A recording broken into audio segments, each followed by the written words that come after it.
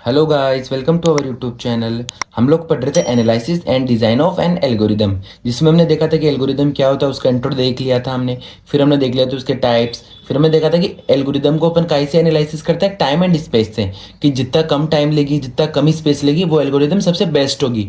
तो बहुत सारे स्टूडेंट्स का डाउट था कि टाइम और स्पेस कॉम्प्लेक्सिटी अपन कैसे फाइंड करते हैं, तो वो देखेंगे आज अपन इस वीडियो में। सो टाइम कॉम्प्लेक्सिटी क्या होती है और स्पेस कॉम्प्लेक्सिटी होती क्या है, पहले वो देखते हैं। सो टाइम कॉम्प्लेक्सिटी नाम से समझ में आ रहा है कि time taken by a program to run successfully is called time complexity. कि कोई भी प्रोग्राम है, कोई भी प्रॉब्लम को आप सॉल्व कर रहे हो, तो वो कितना टाइम ले रहे हो उसको सॉल्व होने में, तो वही क्या होगी उसकी time complexity. So program run at primary memory, और प्रोग्राम कहाँ पे रन होता है ये आपको याद रखना, किस पे, प्राइमरी मेमोरी रैम पे।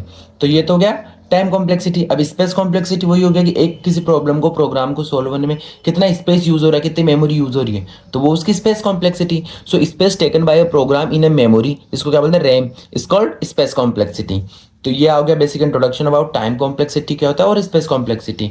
अब आपको याद रखना कि ये अपन पढ़ क्यों रहे हैं, ये किसके में काम आएगा, कि आपके पास अलग अलग टाइप्स के एल्गोरिदम्स हैं, ठीक है। अब आपको डिसाइड करना है कि कौन सी एल्गोरिदम बेस्ट है, तो वो आप किससे बताओगे, देख के तो बताओगे नहीं, वो अपन बताएंगे टाइम और स्पेस कॉम्प्लेक्सिटी के बेसिस पे, कि जिस एल्गोरिदम का टाइम कॉम्प्लेक्सिटी कम होगा, ठीक है, जिसका स्पेस कॉम्प्लेक्सिटी कम होगा, वो एल्गोरिदम बेस्ट होगी। तो ये हो गया basic intro about time and space complexity. अब अपन देखते हैं कि अपन कैसे क्या फाइंड करते हैं, ठीक है। So evolution of time and space complexity. सबसे पहले अपन देखते हैं सिंपल प्रोग्राम, कि आपके पास कोई सिंपल प्रोग्राम लिख रहे हो, अब उसके लिए आपकी टाइम और स्पेस कॉम्प्लेक्सिटी क्या होगी, ठीक है। तो ये देखते हैं। सो जैसे हमने कोई भी लैंग्वेज में आप प्रोग्राम लिखो, किसी में भी, उससे कुछ फर्क नहीं पड़ता। जैसे हमने एग्जांपल लिया, in a C language multiply of two numbers, की दो नंबर का हमने मल्टीप्लाई करना है, ठीक है। कि हमने इंट ए बी सी लिया, ठीक है, स्कैनफ लिया ए और बी को, की जो नंबर यूजर से ले लिया, किसको, अपने को मल्टीप्लाई करना है। अब ए और बी को क्या हमने मल्टीप्लाई करके सी में स्टोर करवा दिया, सी को प्रिंट करवा दिया। तो ये हो गया नॉर्मल प्रोग्राम, जिसमें अपन क्या है, दो नंबर्स को मल्टीप्लाई कर रहे हैं। अब इसका टाइम कॉम्प्लेक्सिटी कितना रहेगा, ठीक है। सो आपको एक चीज याद रखनी है कि अगर कोई चीज जिसमें नंबर ऑफ स्टेप्स आपको फिक्स हो, ठीक है, कि ये नोट में मैंने लिखा भी है कि if we have a finite number of steps, कि कितने भी नंबर हो सकते हैं वजह से 10 20 30 हजार 2000 5000 कितने भी हो, पर अगर नंबर ऑफ स्टेप्स फिक्स है, ठीक है, तो उसकी टाइम और स्पेस कॉम्प्लेक्सिटी कितनी होगी, ऑर्डर ऑफ 1। तो ये चीज़ आपको याद रखनी है। अब जैसे ये प्रोग्राम है, कोई भी सिंपल प्रोग्राम है, तो आपको पता है कि इसमें नंबर ऑफ स्टेप्स फिक्स है, ठीक है। सो सबसे पहले टाइम कॉम्प्लेक्सिटी में अपन देखते हैं क्या, नंबर ऑफ स्टेप्स। तो स्टेप्स कितने होंगे, जैसे एक स्टेप, दो स्टेप, तीन, चार, पाँच, छः, ठीक है। सो टोटल स्टेप्स कितने होंगे, 6। तो मीन से टाइम फिक्स है ना स्टेप्स, तो इसका क्या बोलते हैं, टाइम कॉम्प्लेक्सिटी कितनी होगी, ऑर्डर ऑफ 1, ठीक है। तो ये होगी इसकी टाइम कॉम्प्लेक्सिटी। तो कोई भी सिंपल प्रोग्राम हो जिसमें नंबर ऑफ स्टेप्स फिक्स हो, ठीक है, मतलब फिक्स स्टेप्स के बाद वो प्रोग्राम सोल्व हो गया, तो वो उसकी टाइम कॉम्प्लेक्सिटी कितनी होगी, ऑर्डर ऑफ 1, ठीक है। बट अब अपन देखते हैं क्या, स्पेस कॉम्प्लेक्सिटी। तो स्पेस कॉम्प्लेक्सिटी भी आपको याद रखना, अपन किससे देखते हैं, मेमोरी।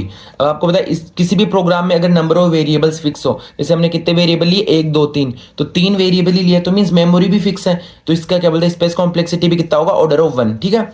तो टाइम कॉम्प्लेक्सिटी किससे फाइंड करते हैं अपन, नंबर ऑफ स्टेप्स की। अगर fix time number of steps है तो टाइम कॉम्प्लेक्सिटी ऑर्डर ऑफ 1 होगी। और स्पेस कॉम्प्लेक्सिटी किससे फाइंड करेंगे, कि मेमोरी में कितने वेरिएबल्स, कि नंबर ऑफ वेरिएबल्स अगर फिक्स है तो स्पेस कॉम्प्लेक्सिटी भी कितनी होगी, ऑर्डर ऑफ 1। तो ये आपको याद रखनी है पहले सिंपल प्रोग्राम के लिए, ठीक है। बाकी फिर मैं आगे समरी में आपको इजीली समझा दूंगा। अब एग्जांपल देखते हैं एक। सो जैसे एग्जांपल आ गया, find the time and space complexity of a program which has 5 variables and perform addition subtraction and multiplication of 5 variables. अब आपको पता है 5 वेरिएबल्स है, means number of variable fix है, तो इसकी स्पेस कॉम्प्लेक्सिटी तो कितनी होगी, ऑर्डर ऑफ 1। ये तो आपको ऑलरेडी समझ में आ गया कि वेरिएबल्स फिक्स है। अब आपको पता है अपने को क्या करना है, एडिशन करना है, सब्ट्रैक्शन करना है, मल्टीप्लिकेशन करना है। अब चाहे वो कितने भी नंबर ऑफ स्टेप्स में हो, बट कंप्लीट तो होगा, कि 5 वेरिएबल वो ऐड भी होकर आ जाएंगे, मल्टीप्लाई भी होकर हो जाएंगे, तो नंबर ऑफ स्टेप्स भी अपने पास फिक्स है, चाहे वो कितने भी हो, ये आपको पूछा ही नहीं। तो स्पेस कॉम्प्लेक्सिटी भी कितनी होगी, ऑर्डर ऑफ 1, और टाइम कॉम्प्लेक्सिटी भी ऑर्डर ऑफ 1, ठीक है। तो दोनों का फिक्स हो गया। अब नेक्स्ट एग्जांपल है कि ए आपको दे रहेगा B plus half C plus D, तो इसका टाइम और स्पेस कॉम्प्लेक्सिटी तो सेम वही, ये भी सोल्व हो जाएगा, ठीक है। इसमें वेरिएबल्स भी अपने को फिक्स है, कितने, ए बी सी डी, तो स्पेस कॉम्प्लेक्सिटी भी ऑर्डर ऑफ 1 और टाइम कॉम्प्लेक्सिटी भी ऑर्डर ऑफ 1। तो इसे नॉर्मल क्वेश्चंस आते हैं, ये आपको याद रखना है नॉर्मल प्रोग्राम्स के लिए। अब सेकंड क्या हो गया, इफ एल्स के लिए टाइम और space complexity. If else means कि कंडीशनल स्टेटमेंट्स के लिए, कि आपको कोई कंडीशन दे रही है उसके लिए। सो ये भी आपको याद रखना है। जैसे हमने मेन प्रोग्राम बनाया, ठीक है, अब हमने लिया कि इफ ए बड़ा है बी से, तो हमने ए को प्रिंट करवा दिया, अदरवाइज बी को प्रिंट करवा दिया कि बी बड़ा है। तो ये नॉर्मल इफ एल्स कंडीशंस है। तो इसमें भी क्या है, नंबर ऑफ स्टेप्स में प्रोग्राम कंप्लीट हो रहा है। तो याद रखना इफ एल्स में भी क्या होगा, टाइम कॉम्प्लेक्सिटी ऑर्डर ऑफ 1, ठीक है। और स्पेस कॉम्प्लेक्सिटी भी आपको पता है कि नंबर ऑफ वेरिएबल्स कितने हैं, 2 है, ए और बी। तो स्पेस कॉम्प्लेक्सिटी भी कितनी सेम, वैसे ऑर्डर ऑफ 1। तो ये भी याद रखना इफ एल्स की कंडीशन में भी, ठीक है। इफ एल्स में भी क्या होगा, टाइम कॉम्प्लेक्सिटी ऑर्डर ऑफ 1 और स्पेस कॉम्प्लेक्सिटी भी ऑर्डर ऑफ 1 मींस कांस्टेंट। अब नोट है इसमें क्या, कि the time complexity of simple program और स्टेप बाय स्टेप प्रोग्राम और program made using if else, सबका क्या होगा, ऑलवेज कांस्टेंट। और कांस्टेंट को अपन क्या बोलते हैं, ऑर्डर ऑफ 1, ठीक है, मींस फिक्स्ड। अब आता है लूप्स।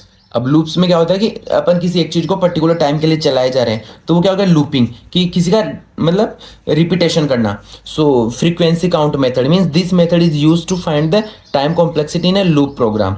अब एक चीज आपको याद रखनी है लूप प्रोग्राम में भी, कि आपको अगर लूप प्रोग्राम दे रखा है, ठीक है, और आपको यहाँ पे क्या है कि फिक्स नंबर नहीं दे रखा कि आई 0 से स्टार्ट होगा, आई एन तक चलेगा, आई प्लस प्लस है, और आपको एन की वैल्यू नहीं दे रखी, तो आपको क्या पता कब तक चलेगा। तो ये चीज फिक्स नहीं है, ठीक है। तो इसके टाइम पे टाइम कॉम्प्लेक्सिटी और स्पेस कॉम्प्लेक्सिटी क्या होगी, ऑर्डर ऑफ एन।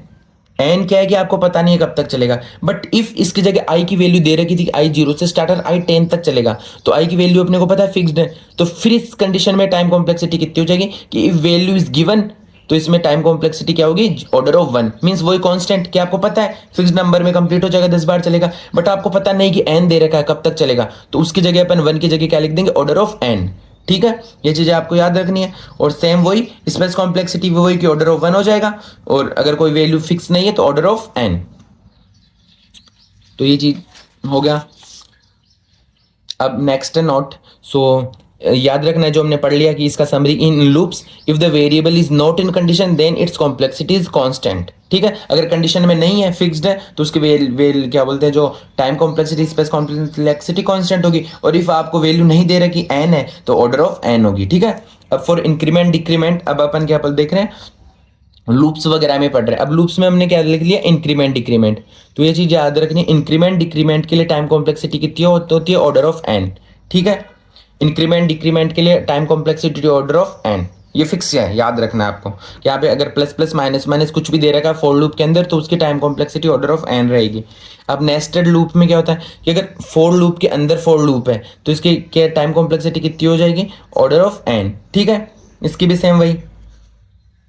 अब for loop inside for loop, अब फॉर लूप के अंदर फॉर लूप है, जैसे ये फॉर लूप है कंप्लीट हो गया, ठीक है, ये फॉर लूप है कंप्लीट हो गया, तो ये तो अलग अलग है, तो इसकी time complexity order of n ही रहेगी, फिक्स्ड है। बट लूप के अंदर अगर लूप है, ठीक है, नेस्टेड लूप, कि फॉर लूप ये कंप्लीट नहीं हुआ इसके अंदर, फिर लूप, फिर ये कंप्लीट नहीं हुआ इसके अंदर, तो कितने लूप है, एक के अंदर एक, फिर इसके अंदर एक, तो 3 हो गए। तो इसकी क्या होगी, ऑर्डर ऑफ एन की पावर 3, ठीक है, 3 हो गए। तो जैसे इसमें 4 के अंदर एक ही 4 है, तो ऑर्डर ऑफ एन की पावर 2।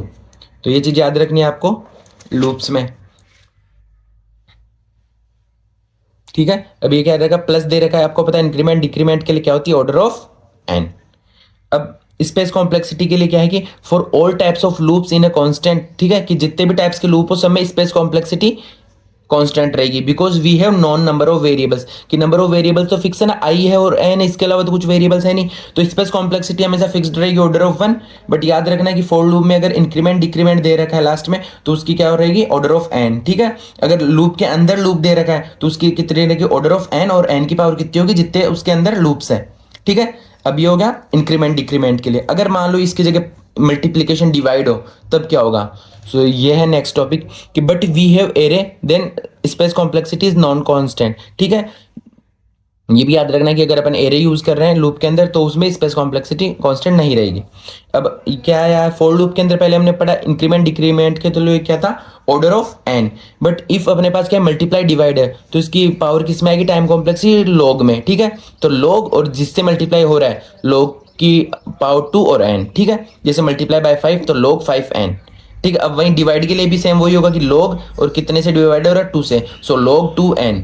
तो अगर अपने पास क्या बोलते हैं जो इंक्रीमेंट डिक्रीमेंट है, ये चीज यहाँ से इजीली पढ़ लो कि if we have increment decrement in loops, तो टाइम कॉम्प्लेक्सिटी ऑर्डर में होगी, किस में, ऑर्डर ऑफ, ठीक है, एन में। बट इफ मल्टीप्लाई और डिवाइड है, तो टाइम कॉम्प्लेक्सिटी किस में होगी, लॉग में, ठीक है, लॉग और उसकी जो जितनी पावर है वो और फिर एन। तो ये चीज याद रखनी है आपको। अब एक दो एग्जांपल देखोगे उससे आपको इजीली समझ में आ जाएगा। अब जैसे फॉर लूप है, ठीक है, इसकी क्या है, ये log n है। अब फॉर लूप के अंदर ही एक और फॉर लूप है, इसकी n है, तो कितने हो गए log n, और n कितना हो गया n log 2n, ठीक है। सो ये 2 है तो ये क्या होगी log 2n। सो ये log 2n तो ये थी इसकी, और ये n थी इसके अंदर वाले की, तो क्या होगी इसकी time complexity n log 2n, ठीक है। अब इसकी कितनी है n2, ठीक है, और इसकी कितनी है n, तो n2 प्लस n, तो अगर दो मतलब ये फॉर लूप के अंदर है तो इसकी तो कितनी होगी n2, और ये इसकी एक अलग से n होगी, तो इनमें से जो बड़ा है उसको हम सेलेक्ट करेंगे, तो इसकी टाइम कॉम्प्लेक्सिटी कितनी होगी ऑर्डर ऑफ n2, ठीक है। ये फॉर लूप तो पूरा एक फॉर मतलब फॉर लूप के अंदर फॉर लूप है तो इसकी तो n2 होगी, और अलग से फॉर लूप है इसकी n होगी, तो अलग अलग अलग है, तो इनमें जो बेस्ट बड़ा वाला होगा उसकी टाइम कॉम्प्लेक्सिटी अपन सेलेक्ट करेंगे। अब अपन एक बार जितना भी पढ़ा है उसकी एक समरी देखेंगे, उससे आपको इजीली सबको समझ में आ जाएगा, ठीक है। So don't be confused. पहले सिंपल सीक्वेंस प्रोग्राम की, कोई भी सिंपल प्रोग्राम है उसके लिए क्या होगी ऑर्डर ऑफ 1 मींस कांस्टेंट होगी, ठीक है, तो ये हमने देख लिया। फिर प्रोग्राम विद कंडीशन या इफ एल्स दे रखा उसके लिए भी क्या होगी ऑर्डर ऑफ 1 या कांस्टेंट, तो ये ठीक है, ये आ गया। अब single loop with proper initialization, क्या आपको नॉर्मल लूप दे रखा है उसमें इनिशियलाइजेशन दे रखा है क्या इंक्रीमेंट और डिक्रीमेंट, तो उसके लिए क्या होगी ऑर्डर ऑफ n, ठीक है, इंक्रीमेंट डिक्रीमेंट के लिए। अब single loop with constant variable, ठीक है, कि उसके अंदर जो वेरिएबल्स है जो n की वैल्यू है कि आपको कहां तक रिपीट करना है वो फिक्स्ड है, तो उसकी क्या होगी सेम वही ऑर्डर ऑफ 1, ठीक है, ये हमने देख लिया। फिर आता है डिफरेंट डिफरेंट मल्टीपल लूप्स की, बहुत सारे मल्टीपल लूप्स हैं कि लूप्स के हैं बहुत सारे, तो उसकी क्या होगी ऑर्डर ऑफ n, ठीक है। अब टू नेस्टेड लूप्स की, एक लूप है उसके अंदर एक और लूप है तो उसकी क्या होगी ऑर्डर ऑफ n स्क्वायर, ठीक है। फिर थ्री नेस्टेड लूप की, एक लूप के अंदर दो और है तो ऑर्डर ऑफ n क्यूब। फिर आता है लूप विथ मल्टीप्लीकेशन, अगर मल्टीप्लीकेशन आ रहा है तो उसमें क्या करेंगे log, और जिससे मल्टीप्लाई कर रहा है वो और n, ठीक है। लूप विथ डिवीज है सेम वही, तो log, और जिससे डिवाइड कर रहे हैं वो और n, ठीक है। तो ये हो गया जो हमने अब तक पढ़ा। अब इसके अलावा तीन और जो आपको याद रखना है कि टू रिकर्सिव फंक्शंस कॉम्प्लेक्सिटी के लिए क्या होगा एक्सपोनेंशियल मींस 2 की पावर 2n, सॉरी है ना। और सम ऑफ सबसेट प्रॉब्लम के लिए क्या होगा 2n, और ट्रेवलिंग सेल्समैन प्रॉब्लम्स के लिए क्या होगा पर्सन के लिए 2n। अभी कैसे होती है वो आगे वाली वीडियोस में हम डिटेल में देखेंगे। तो ये हो गया basic idea about time and space complexity. Hope आपको सब कुछ समझ में आया हो। अगर आपको ये टॉपिक या किसी भी टॉपिक पे कोई डाउट हो तो आप कमेंट करके पूछ सकते हो। Thank you.